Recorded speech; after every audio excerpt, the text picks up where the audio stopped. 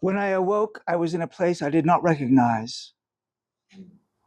The windowless wooden room was dark, but lanterns that hung from low ceiling beams provided a little illumination.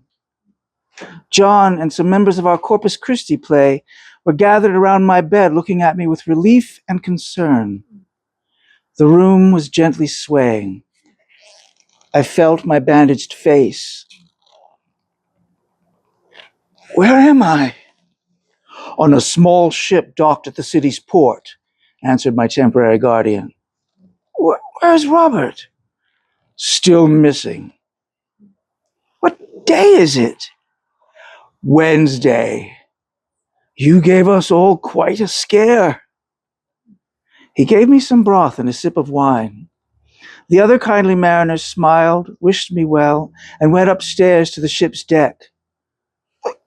Why am I on a boat? I asked. Because, lad, the house is no longer safe. They know where you've been staying, and they'll be keeping an eye on it, whoever they are. What happened?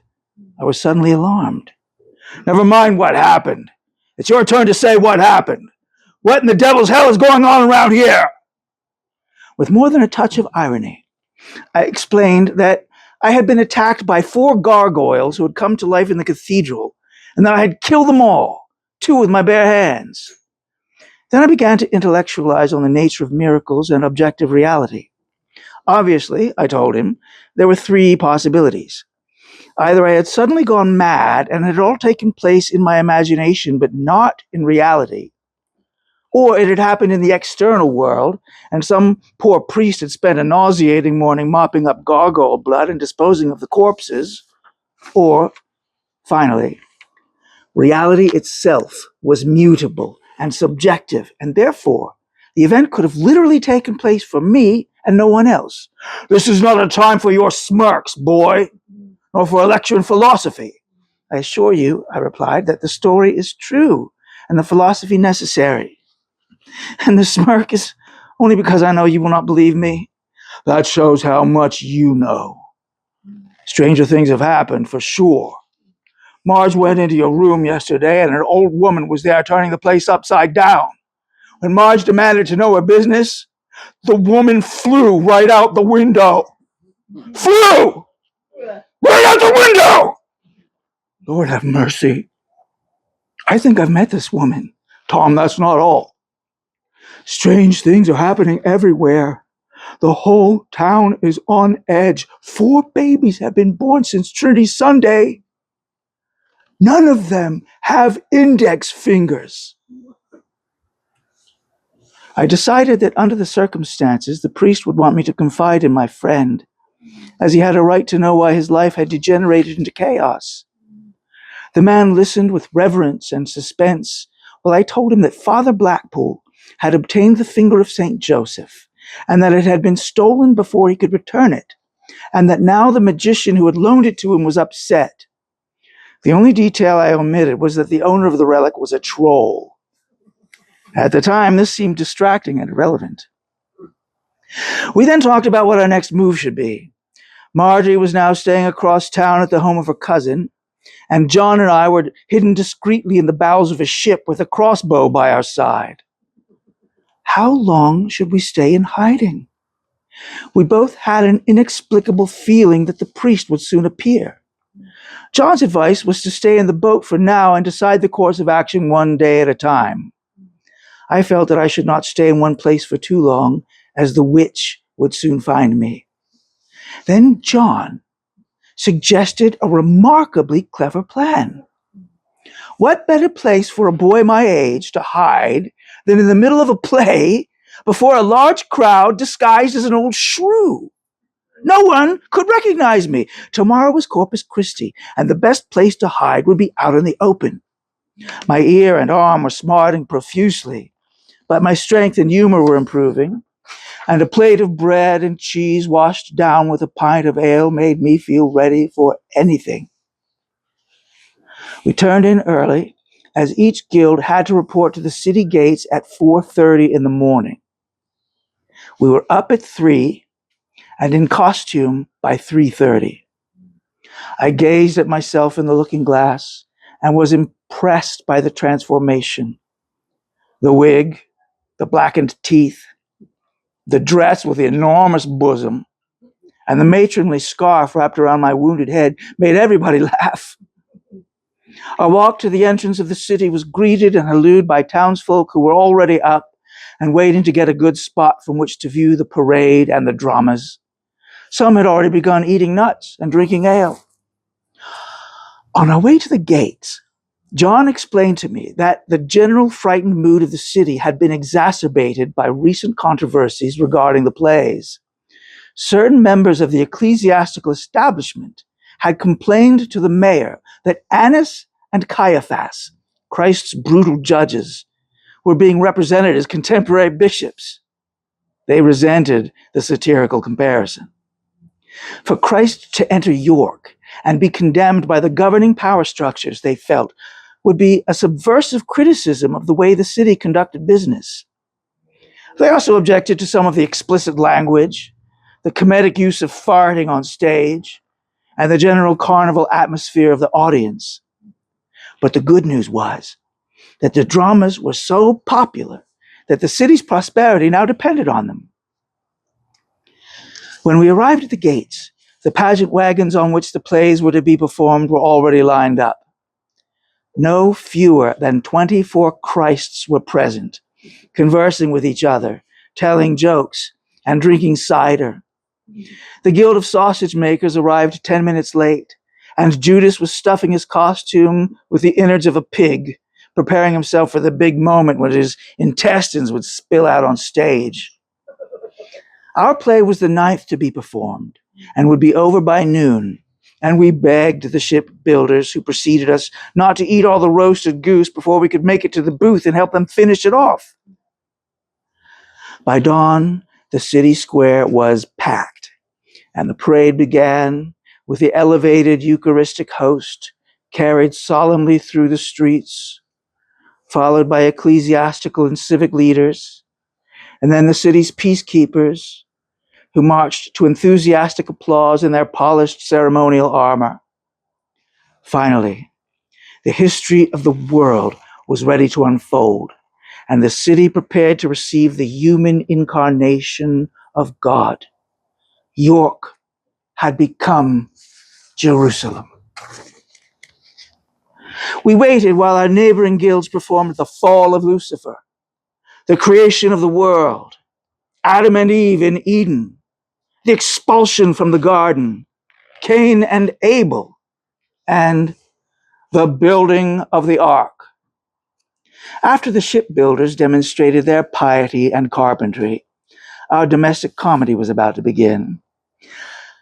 I felt a pang of nervousness, not unlike the moment the gargoyles first appeared. The scene began a bit clumsily at first. John was nervous too, and sounded as if he was reading his first stanza of verse. But when I appeared, I got laughs on my appearance alone, and my friend and I relaxed into the scene and regained our confidence. When I first refused to enter the ark, the audience burst into laughter, and I noticed that even a bishop smiled in spite of himself. Noah then went about his business as the script demanded, preparing for his voyage and lecturing to his sons. Finally, his youngest son arrived and warned of my return. "Father, I have done as you command.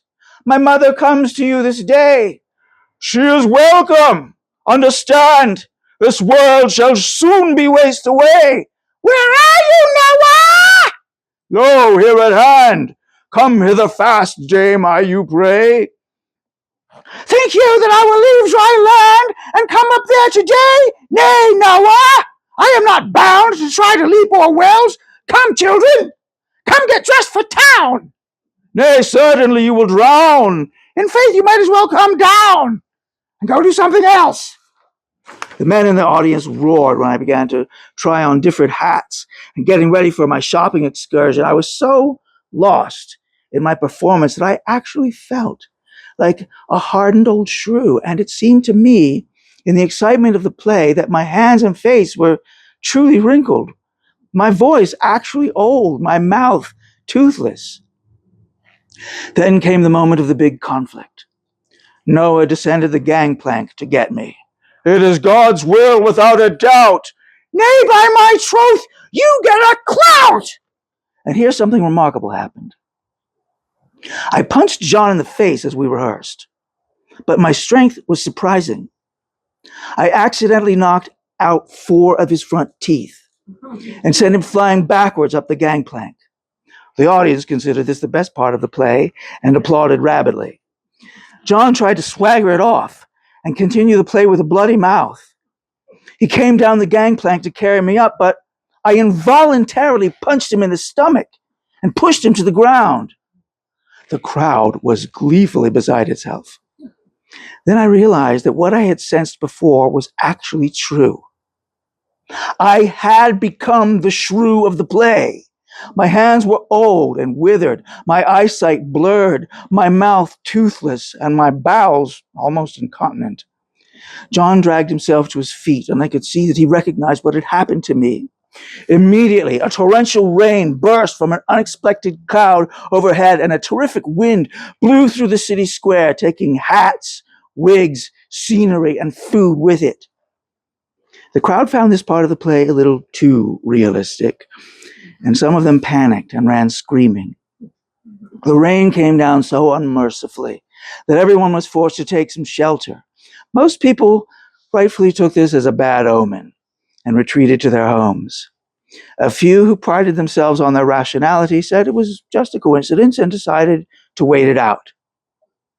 I was desperately trying to help John to his feet, but my bosom was so large that once I bent over, I was stuck helplessly in that position. The streets had turned to mud. "Are you all right, lad?" John managed to say. "No, I'm not!" I shrieked in my new voice. "That perfidious troll has turned me into a shrew!"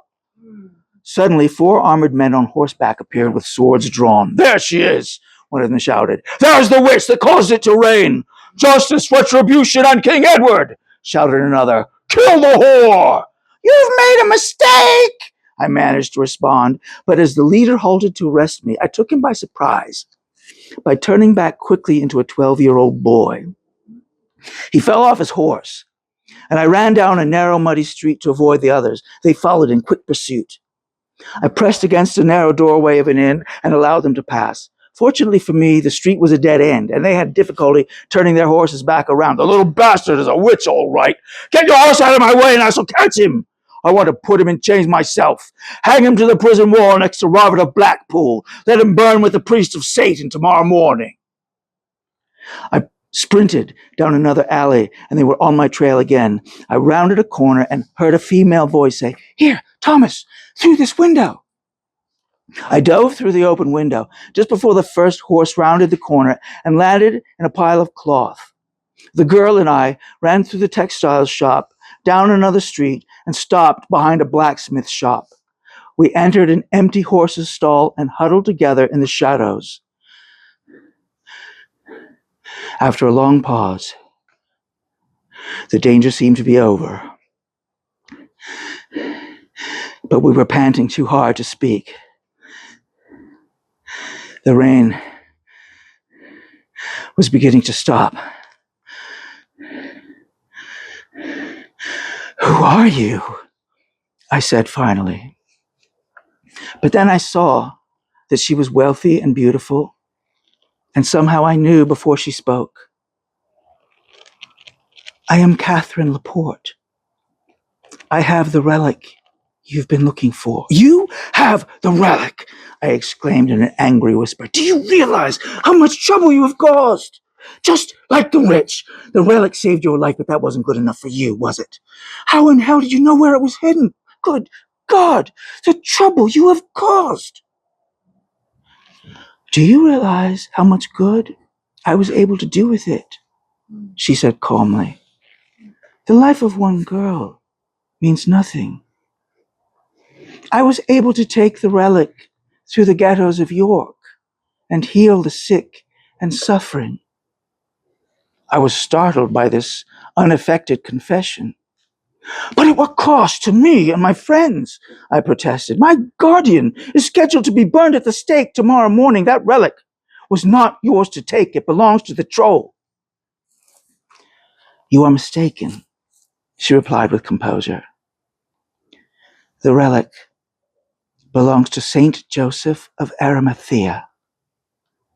It was he who appeared to me in a dream and told me of the relic and instructed me what to do.